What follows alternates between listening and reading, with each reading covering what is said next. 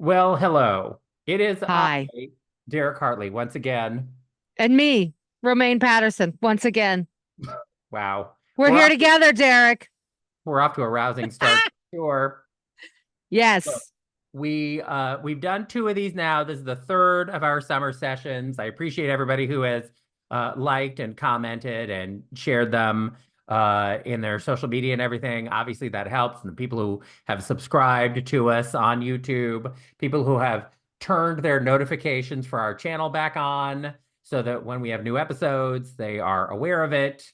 Derek and Romaine are back here. I'm wearing my favorite of our DNR merch things from the shop, the side hustle shirt. You can see the word hustle on the side. And but my copy of it is so I've worn it out. Like it, Oh no. fortunately here, maybe on your high def TV, even with my Matty Hayes moonlighting filter here, you can actually see that there are like little holes here. I have to get a new one. I have to have Romaine Patterson get me a new one from the shop. Oh, she'll think about it. Maybe. Yeah, she should work on that. Anyway, glad to have you with us once again. The first of these, we wanted them to be like 10 minutes long. And then the Yeah. first one was 28 minutes long. And so we really Oops. tried with the second one to make it shorter. That was 25 minutes long. So we shaved a whopping 3 minutes off with our stupidity and nonsense. So we will try to breeze through this a little faster, get closer to 10 minutes because the stats show most people aren't watching more than 10 minutes anyway. So we might as well just keep it as close to 10 as possible. Keep it short. Oh, people give up on our nonsense. It's true. Anyway, okay. So the summer sessions has three parts to it. We have the question of the day, which is something that Maria does in our Facebook group every day. We have a recent story we didn't cover on the show that we wish we had. And then we also have our What's Hot About segment, where we talk about somewhere around the world and where we talk about our favorite thing there. So we have group travel where we are going to these upcoming places. But even if you're not traveling with us, we can talk about some of our favorite things about those places. And then at the end, we have viewer feedback and questions that people have posted below in the comments section. There won't be any kind of animation here. I'm just gonna like this. Okay. All right. But this is a hint to what will be in today's comment. All right. So Got our it. first, the question of the day. Romaine, do you want to read our question of the day? Sure. The question of the day is this. Back in the day, did you ever party all night and still go to work? Okay, I'll start with this one. All the time. Okay, so when I first moved to New York City, I worked in like coffee shops and things like that. So I often would go into work fairly early in the morning. Yeah. And I often did not roll back home from the night out until somewhere between 4 a.m. and 7 a.m. most nights. And that Right. was like Because six to 7 nights a week like that. because the bars in New York, They don't most of close. them close at 4 a.m. Right. Yeah. And so it is not hard to stay out until 4 a.m. And then Romaine, would frequently grab a slice of pizza at Yep. 4 a.m. and then head home. So by the time you're getting home, it's pretty close to 5. So if you Yeah. need to open up a coffee shop, Yeah. guess what? You're just gonna bad girl drunk by six it. Yeah, and that's exactly what I would do. So most of the time, I would show up at work in the morning drunk, like absolutely without question, drunk. Now, I had a trick that if I was too drunk, I could make myself puke all the liquor out of me, and then I would feel better and I could actually function. Oh yeah, that's It's how so that I gross. was. I was a mess back then. I won't even pretend. But most of the time, I would just show up drunk. I was if that was only on those like really, really, really wild nights that something like that would happen. Yeah. But so most of the time I would show up to work drunk. And by the time I was done at work, I would not be drunk anymore. Then I would go home, usually early afternoon, like 1, 2, 3. By the time I'd get home, I'd sleep from the time I got home until like 9 o'clock at night when it was time to go out again. And then I would start the whole cycle again. So I did that almost every day for a very good long time. Yeah, I was not in New York City at the same age that Romaine was, although we did come to New York around the same time. I'm 1 or 2 years older than Romaine Patterson, Yeah. in Yeah, case he you're is. in case you're wondering. Mm-hmm. Not exactly the same age. But when I lived in Los Angeles, I was roommates with Michael Duggan, RIP, and we lived in Pasadena, which was not close to where I worked, which was close to like Griffith Park because I worked at Kaiser Permanente, which is an HMO in California and other states. But and ironically, I worked at the drug clinic. So, but I had to be at work at like 7:30 in the morning. And so it was a good, I don't remember how long my commute was from Pasadena, but it was probably like a 45-minute long commute. Woof. And so we would go out. Michael was working for the sheriff's department at the time as a 911 dispatcher. Oh, that's a very stressful job. Yeah, but he would work sort of in the like afternoon into early evening. And Okay. he would come back at like 8 o'clock at night, something like that, 8:30, and maybe 9, and then we would go out. So this was our schedule. I would work like 7:30 to 4:30, and then I would come home to eat and then fall asleep.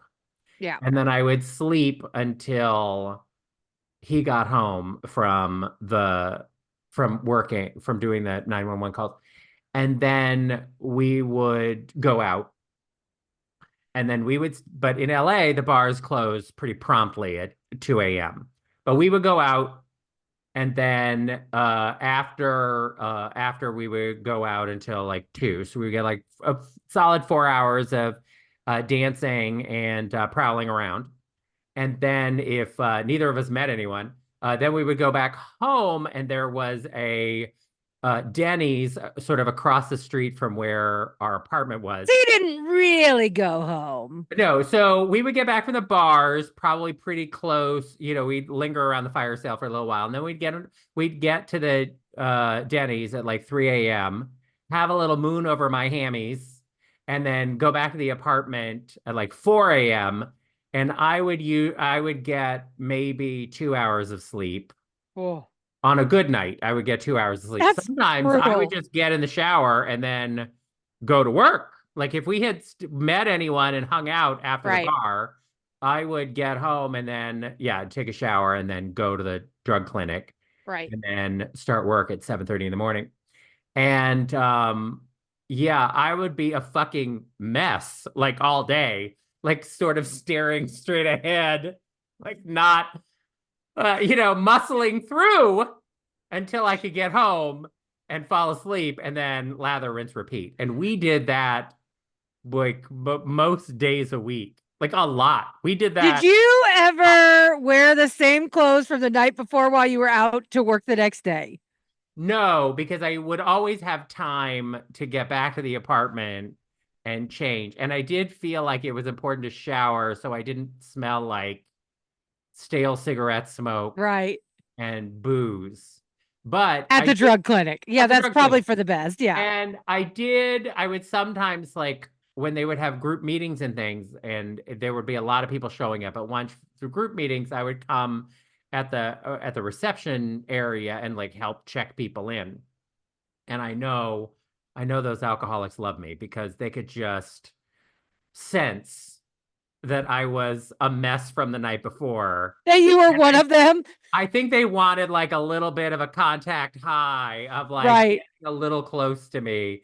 But in retrospect, it was probably absolutely inappropriate for me to be working in a drug clinic and being like a hot mess at night Oh, yeah, probably. beforehand.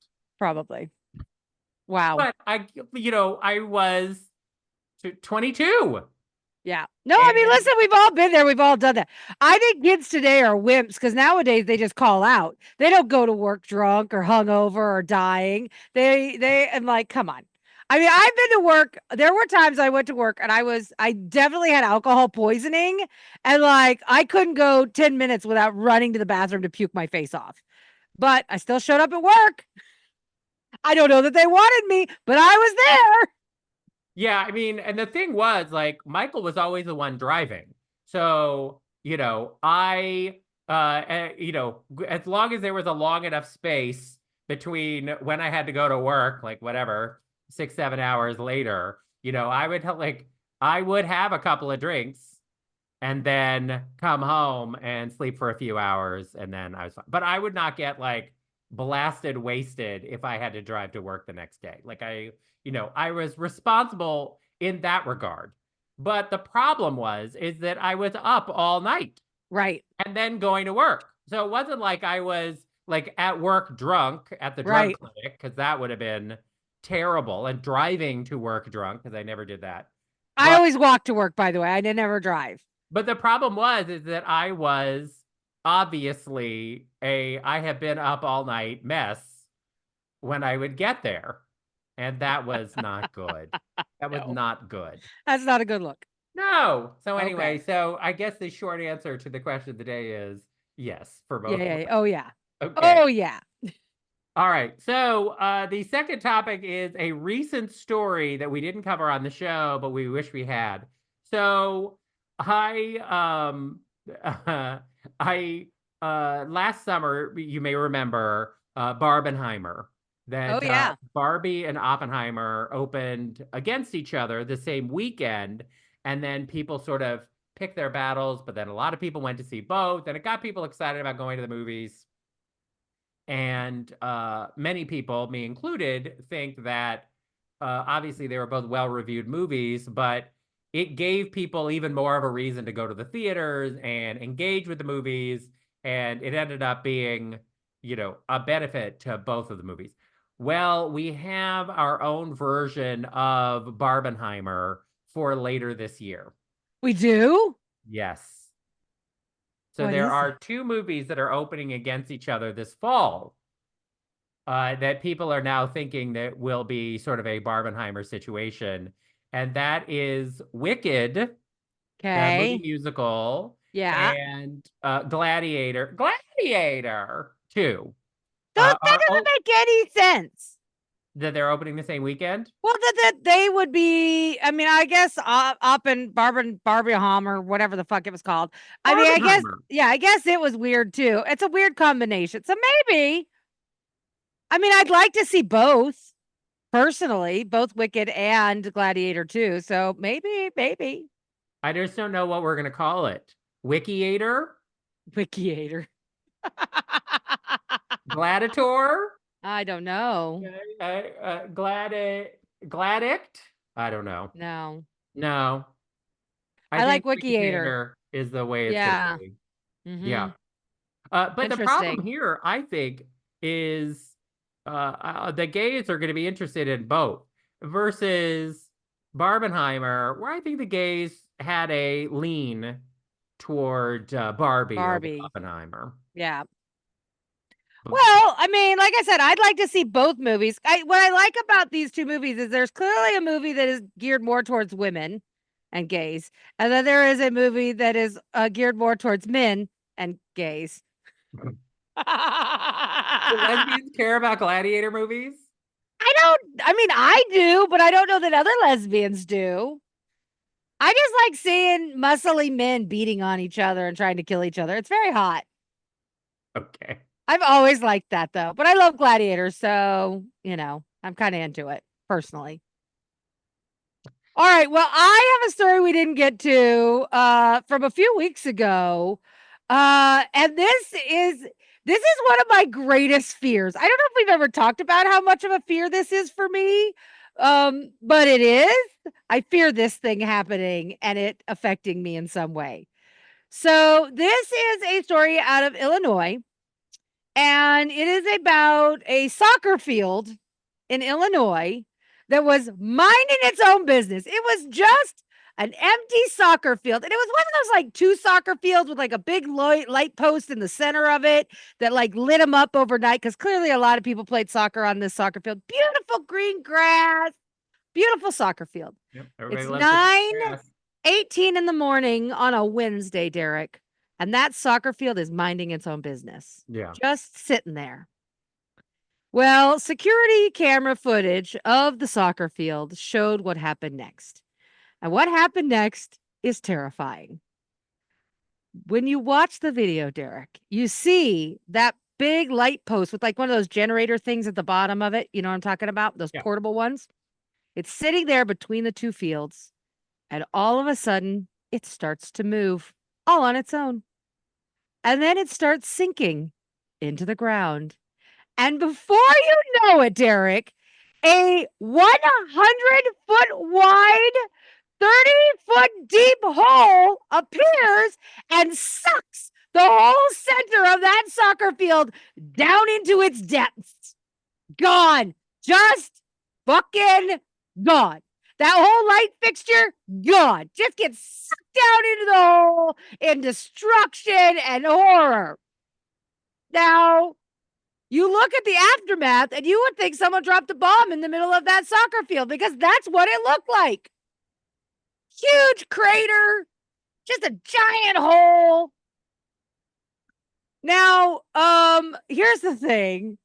They believe that the reason it happened is that there was a mine that was underneath that soccer field, deep, deep, deep underground. And they believe that that mine collapsed.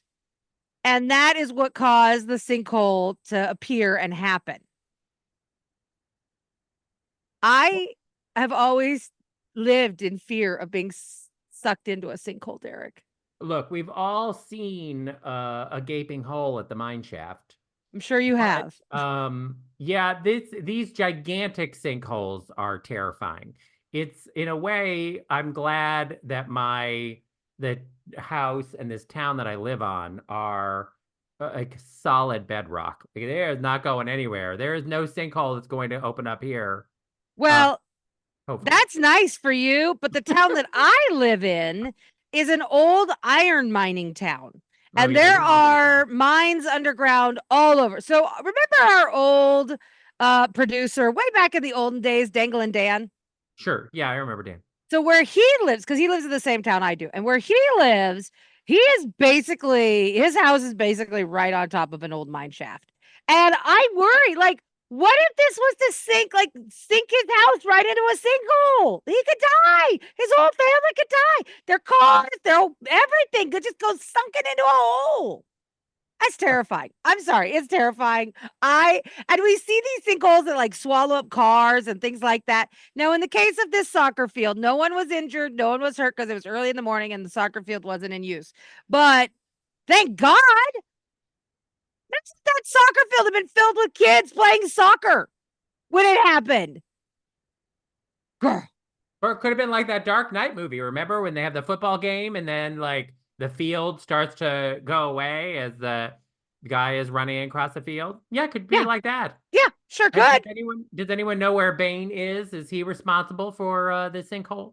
I don't know. I don't know, but it's terrifying. And then now you have a giant sinkhole that's 100 feet wide and 30 foot deep. What do? Just bring in a bunch of dirt and fill it in? Yeah, that's probably what they're going to have to do. What do you want them to do? Nuke the site from orbit? It's the only way to be sure. I mean, I don't know. Yeah, I guess you just have to fill the hole with dirt, and then that's a lot of dirt. Yeah, it is a lot of dirt. I don't know where the dirt comes from. From the dirt farm? I don't know. I don't know. I haven't needed to source a lot of dirt in my life, so I don't know.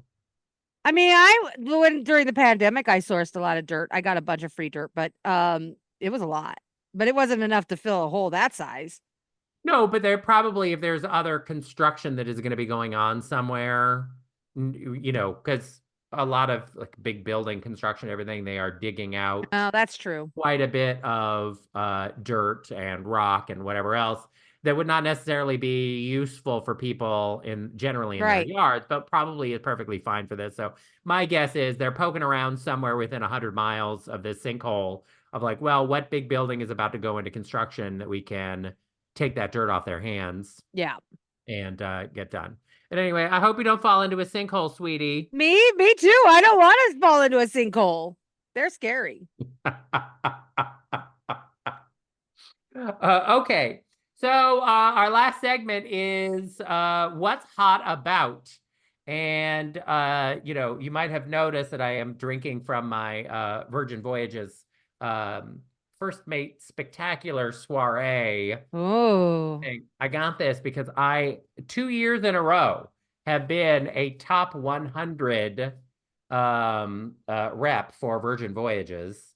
And so I get fun that's amazing. swag and then a short little free cruise, whatever. Like we don't go on enough cruises as it is. But Right. you can check our upcoming events at dnrtravel.com for We have sure. a And we lot of have great stuff coming up. Yeah. yeah. And we have videos where we talk about our upcoming trips and everything. But our what's hot about is New Orleans. So we will be there for Romaine's birthday, March 30th of next year for our Big Easy Cruise Yeah. 2025.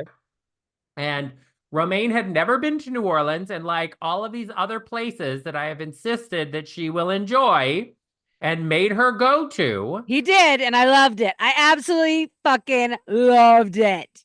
It's amazing. New Orleans is an amazing town, but not for the reasons I thought it would be. Okay. So here's what I loved about New Orleans. I have to narrow this down to a couple of things. Three things. I'm gonna put my top three things. The first thing is one of the first things that Derek and I did. And we went and had dinner at this place called Luke, which is this small little restaurant with a bar in it. And it was recommended to us from the concierge at the hotel we were staying at, I think. And it was by far the best food that I had while we were in New Orleans. It was incredible.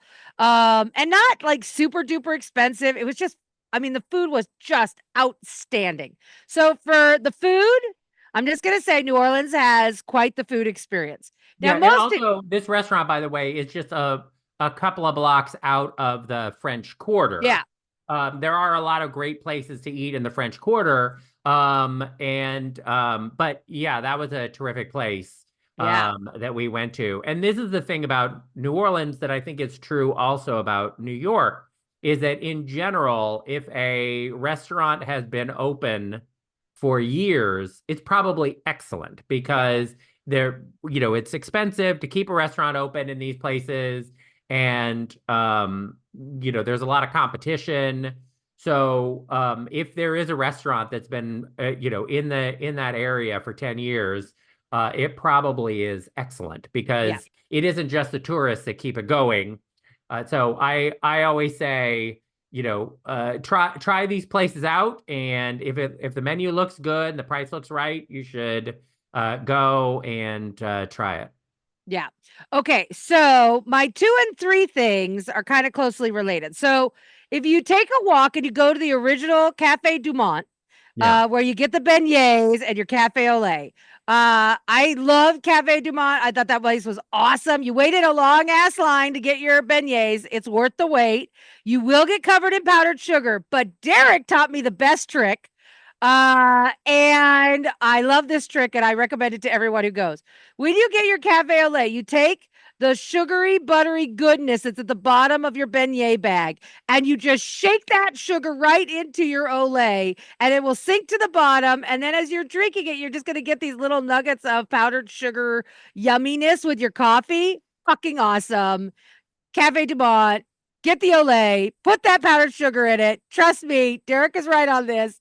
It's amazing. So that's my number 2. Okay. And my number 3 is when you go to the original Cafe Du Monde, there is a little there's a square, like a park that's right there, and it's got a fence that goes all around it. And I can't remember the name of the park right off the top of my head, but it's right there.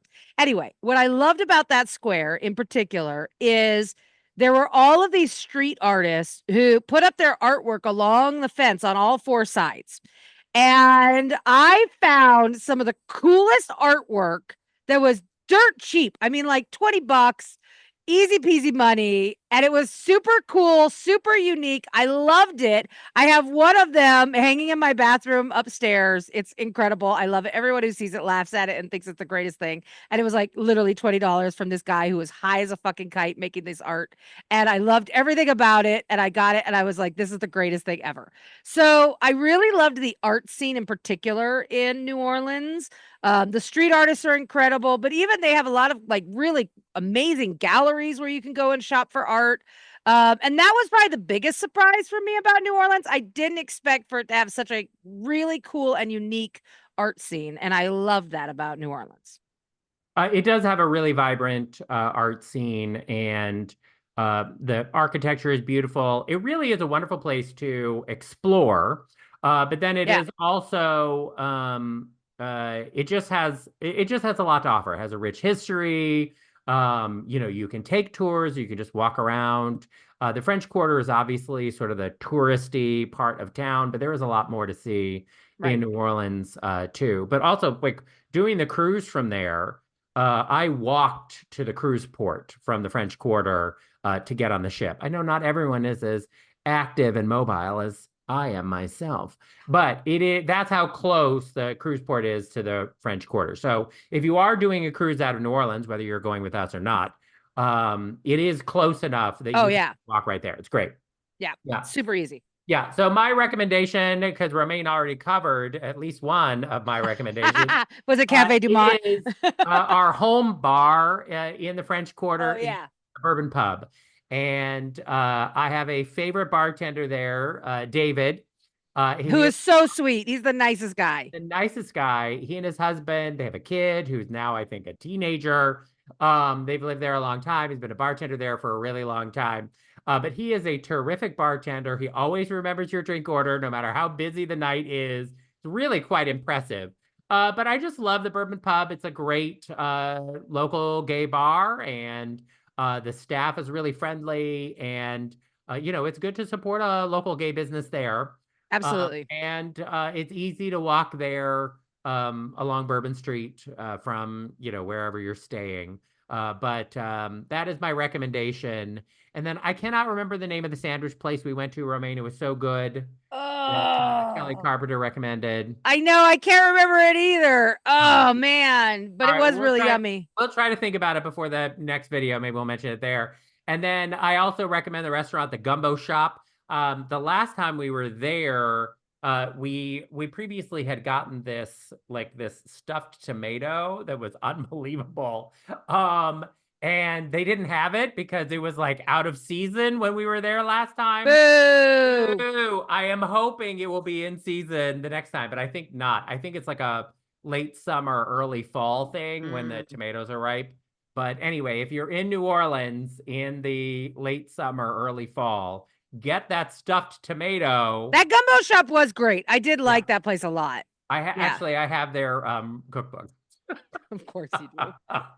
But a lot of their recipes have ingredients you can't get locally. All right, Yeah. and finally, viewer feedback and questions. We have not gotten a lot of viewer feedback and questions, Romaine, but somebody did mention that our audio levels Yeah. were a little off between us because Romaine is on an actual microphone and I wasn't, but I did get my little blue ball here. So hopefully, They're a um, little bit better. I lowered my levels a little bit this time. Hopefully it's a little bit better. If it's not, don't worry. We'll keep finessing it until we get there. that's right. Well, thanks for joining us for another too long episode of this show. Once again, We can't stop uh, talking. yeah, I know. We can't shut up. It's just how we are. But keep watching and of course subscribe to our live daily radio show at dnrstudios.com. Use discount code 2024 to try it for free. We have our own smartphone app, DNR Cast. So it's never been easier to listen to our show. And we will deal with all of you next week, I guess, for another fun episode of Summer Sessions. See you then. Bye.